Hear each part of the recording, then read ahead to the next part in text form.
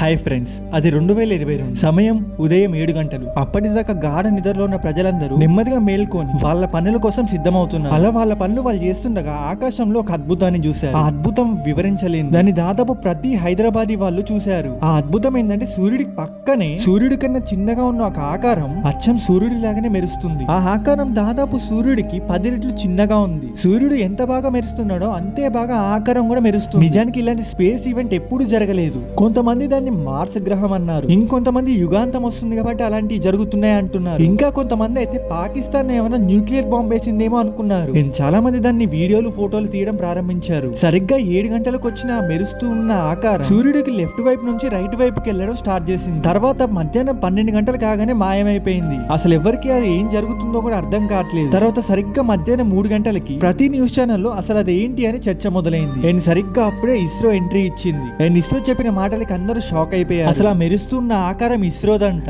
Actually ఆ మెరుస్తున్న ఆకారం ఒక బెలూన్ అంట. ఆ బెలూన్ ని రీసెర్చ్ చేయడానికి వాడతారు.